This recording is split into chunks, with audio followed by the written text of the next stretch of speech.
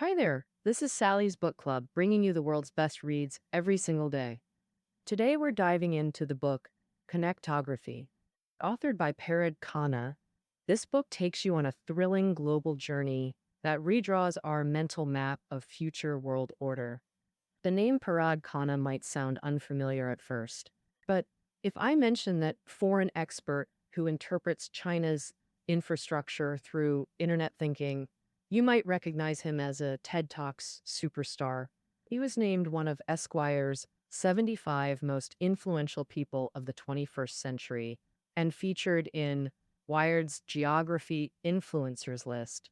He's advised the Brookings Institution, U.S. National Intelligence Council, and Special Operations Command. Officially, though, Khanna is a geofuturist. Sounds sci-fi, right? It means studying the future through geographical lenses. Now, when we talk geography, there's one essential tool: maps. Historically, human map making progressed painfully slow, with incomplete maps limiting our worldview for centuries. Take 1700 century European maps that depicted Africa with just monkeys and elephants. Now, with advanced mapping tech, we've got precise global charts, but have we really outgrown map limitations? Khanna argues no. Our accurate maps still miss crucial realities. Sticking to old maps means outdated worldviews for individuals and national obsolescence. Hence, we need Khanna's new atlas. Connectography delivers exactly that. This magnum opus is Khanna's definitive work, the final installment in his Future World Order trilogy, the true grand finale. Its publication sparked global discussions among power players about world order, from former U.S. Defense Secretary Chuck Hagel to China's ex-ambassador Wu Jianmin, World Bank's Justin Yifu Lin to Google's Eric Schmidt. They've all endorsed this book publicly. Let's explore this through three key questions. Let's unpack the essence of connectography. First question: what does the new map look like? Second question: what future does this map predict? Third question: how will future competition and conflicts unfold? Let's start with the first question: understanding the new map through old perspectives. We've all seen world maps, right? They divide Earth into 7 continents and 4 oceans. What else stands out? You might forget country shapes, but you'll recall those squiggly border lines everywhere. Solid lines mark agreed borders. Dashed lines show disputed territories. These lines create the map's most busying patterns. You might think these are just human drawings, but Earth actually bears these marks. A global balloon ride shows Korea's DMZ, Greek-Turkish river borders, Russia's South Ossetia, Israel's frontiers. You'll see hundreds kilometers of barbed wire borders. Most stunning, India-Pakistan's 150,000 lamp orange lit frontier at night. Soon you might witness Trump's wall on U.S.-Mexico border. Even unwalled borders get etched by patrol footprints. These lines shape our world, defining sovereign nations. They're international politics' basic units. War's frontline. National armies primarily defend these borders. Borders define commerce, domestic versus international trade. They create tariffs, exchange rates, international laws. Borders are fundamental, but Khanna's map erases borders, replacing them with connections. What are these connection lines? Transport lines: roads, rails, bridges, tunnels, shipping routes, communication lines, fiber optics, energy lines, pipelines, power grids. Let's summarize. Connection lines mean infrastructure linking nations. If we color code roads red, comms yellow, energy black, Khanna's map becomes a vibrant web. But how extensive are these lines? For comparison, all traditional borders total about 250,000 kilometers. Khanna's version boasts 64 million kilometers highways, 1.2 million kilometers rails, 750,000 kilometers undersea cables, 2 million kilometers pipelines, 270 times longer than borders. These connections will double in length over 40 years. Now you might ask, why replace borders with connections? 2 reasons. First, connections outweigh borders economically. 40% of global GDP and 25% growth rely on cross-border infrastructure networks. Goods flow through transport, energy lines, tech talent through transport comms, with capital following. Harvard economist Ricardo Hausman puts it brilliantly. The global economies like Scrabble. Nations get letter tiles to form words, products, or wealth. Nations must collaborate to spell meaningful words. The words represent products and wealth creation. Isolated nations can't create value. Second, some borders fade, like US-Canada or EU internal boundaries. Meanwhile, connections grow strategically crucial. During 2008 Georgia-South Ossetia conflict, Russia avoided damaging BTC pipeline while intervening. This 1,768-kilometer pipeline carries Caspian oil to Europe via Turkey. Kana observes that Putin likely sees this connection line as more strategic than Georgia's actual border. Ultimately, Kana argues connection quantity reflects true national power. Historically, national strength was measured by territorial size, hence Russia, US, China, India, largest territories, greatest influence. But today's metric shifts to who controls most connections and leverages them best. Kana predicts future militaries will primarily protect connection lines, not borders. Second rationale, connection lines forge new worldviews. Different maps shape different perceptions. Old maps, limited understanding. Order maps reflect obsolete us versus them mentality. Clear demarcations of ownership. Unresolved draw dashed lines for future negotiations or wars to solidify. This worldview stems from 1648 Westphalian system, emphasizing territorial sovereignty. Connection maps promote openness, focusing on who's connected to whom. Will nations collaborate globally or isolate behind borders? This reflects decades of globalization, regional integration, and digital connectivity. Kana urges embracing this new paradigm over 17th century concepts. Thus, we've explained Kana's cartographic revolution, now spotlighting the stars of new maps, hyper-connected megacities. Top 20 megacities now form superhubs, concentrating capital, services, and talent. 75% of major corporations cluster in these urban centers. 1950, only Tokyo and NYC had 10 million plus people. 2025, 40 such cities driving one-third global growth. The combined GDP of the world's 100 poorest nations can't match just one or two megacities. Growing connection networks elevate megacities' status to unprecedented levels. Kana suggests nations should decentralize power to these urban hubs. Let's recap. Connection lines have replaced traditional borders. This constitutes Kana's new cartographic vision. Our world becomes an infrastructure network with superconnected connectography. Now to our second question, what does this new map foretell? The answer: supply chain dominated hyperglobalization. First, understanding supply chains, moving goods and services from producers to consumers. This process involves multiple stages: raw material sourcing, manufacturing, logistics. Like interlocking chains, more complex products mean longer supply chains.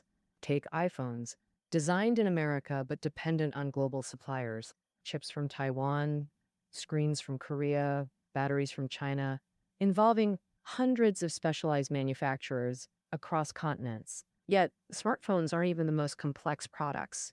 Boeing's aircraft supply chain spans 10,000 plus global suppliers. No single nation can independently produce advanced tech like planes or smartphones.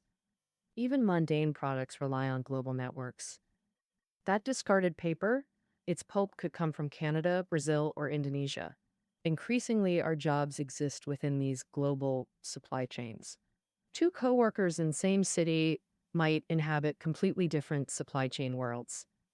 Colombia's Saskia Sasson compares supply chains to closed-loop circuits transcending national boundaries.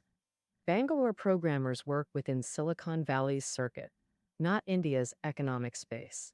Foxconn workers in Zhengzhou exist in Apple's supply loop, their fate tied to iPhone sales, not local economy. Now you understand supply chain's nature. How do supply chains relate to Kana's connection lines? Simply put, connections are supply chains' physical infrastructure. They're arteries and muscles. Close oil pipelines and related chemical or fertilizer chains collapse. Transport delays from customs bureaucracy slow entire supply networks. World Economic Forum estimates having customs procedures could boost global GDP by 5%. Now let's examine globalization's next phase. Some claim globalization peaked. Kana disagrees. Billions remain unconnected. As infrastructure expands, supply chains will penetrate every economic niche. This hyperglobalization brings crucial benefits. Kana argues it reduces collective risks, starting with war prevention. Historical wars over resources, Anglo-Dutch spice conflicts, Axis oil campaigns. Resources were scarce, so we had to fight for them. But with today's tech, we can create resources. The missing piece is capital investment. Expanding infrastructure allows resource creation across broader regions. When China invested in Africa or South America, Westerners feared resource control like their colonial past. In reality, Chinese investments unlocked sustained raw material supplies. Even landlocked resources now reach global chains via new connections. Result? Some commodities face oversupply situations. If nations access global material networks, why wage resource wars? Thus, global war risks diminish. Second benefit, reducing single points of failure (SPOF) in global economy. What's SPOF? A single component failure collapsing entire systems. Catastrophic for global trade. Example, if China only imported oil via Malacca Strait tankers, closure would cripple China's energy supply. Classic SPOF scenario. Such vulnerabilities threaten global stability. Multiple SPOFs make global economy precarious. Solution: diversified connections eliminate SPOFs. Russian pipelines, U.S. shipments, multiple oil sources. Pakistan's Gwadar port pipeline bypasses Malacca Strait entirely. Future Myanmar pipelines or Kra Canal would further diversify routes. Timely hyperglobalization mitigates natural disaster risks. Human civilization clusters along coastlines, that's our reality. Over 1.5 billion of Asia's 4 billion people live within 100 kilometers of Pacific or Indian Ocean coasts. By 2030, 70% of global population will reside in coastal cities, dramatically increasing climate risks. Rising sea levels from global warming threaten to engulf these urban centers. This isn't sci-fi, it's our impending reality. Kana insists humanity must confront this crisis head-on. U.S. studies predict 316 American towns submerged by 2010, mirroring global coastal nations' fate. How do we combat such disasters? The 2014 IPCC report proposed a relocation strategy. It envisions expanding settlements in higher altitude inland areas. These regions aren't uninhabited, just underutilized. The challenge lies in accommodating mass migrations. Solution: build massive infrastructure connecting these areas. Fortunately, hyperglobalization is already addressing this. That concludes part 2. Kana believes expanding connections amplify supply chain influence. Globalization isn't dying, supply chain driven. Hyperglobalization is rising. It's crucial for economic growth and risk mitigation. Now, to our final section: future competition and conflicts. Future wars will be fought over supply chains. Hanna's formula: horizontal plus vertical equals upward trajectory. Upward trajectory metaphorizes national prosperity through two dimensions. First dimension, horizontal integration, becoming horizontal nodes in supply networks. Visualize supply chains as interconnected nodal points. Nations compete to control key nodes in supply chains, like oil and gas networks. First node, resources. You need actual oil fields. Whether on plains, deserts, or oceans, no fields, no resource node. Second node, technology, exploration, extraction, refining capabilities. No tech, oil stays underground regardless of claims. Third node, capital. Developing fields and refineries requires massive funding. While other nodes exist, the principle remains consistent. More nodes controlled means greater strategic advantage. The U.S. dominates energy chains through resources, tech, and capital. This multi-node control ensures energy dominance. Single-node nations must negotiate for additional footholds. Resource-rich but tech capital-poor nations can trade assets, exchange resources for technology transfers and investments, gradually accumulate capabilities to capture more nodes. Same logic applies to manufacturing. Tech-deficient nations can leverage markets for joint ventures. Now the vertical dimension. Not all nodes create equal value. Take iPhone's profit distribution. Apple takes the lion's share. Component suppliers, like Samsung or Sony, get about 10% combined. Foxconn, manufacturing king, keeps mere 2% profit. Apple's contracts rigidly control costs, leaving minimal margins. Do you know Apple's contract specifics with Foxconn? Apple's contracts dictate exact cost breakdowns, eliminating supplier profit buffers. So where does Foxconn's profit come from? Apple allocates slightly higher labor costs. That's Foxconn's margin. Power imbalance defines Apple supplier relationships. Take GT Advanced Technologies, once an Apple star supplier, dumped during iPhone 6 launch. They went bankrupt 2 weeks after iPhone 6 release. While we use Apple as example, all supply chains operate similarly. Supply chain dominance equals value control. Top players dictate terms. This creates vertical global value chains. Production volume matters less than position in value hierarchy. This positioning determines true national prosperity. China exports 20 times more watches than Switzerland, but Swiss units fetch 300 times higher prices. Chinese exports retain 30% value add versus Germany's 60%. Second competition dimension, vertical ascension in supply chains. Kana identifies tech innovation as key to climbing value chains. China's manufacturing breadth is unmatched horizontally. We're the only nation producing all industrial categories, but vertically mid-tier, transitioning from manufacturing giant to power requires vertical advancement. That concludes Kana's competition framework. Now to future conflicts. Kana explains conflicts through physics metaphors. Flow versus friction. Energy, goods, capital, tech, and talent flow through connection lines. Connection lines aim to maximize flow, interlinking global economy. As Kana says, flows transmit energy worldwide, but flow inevitably creates friction and resistance.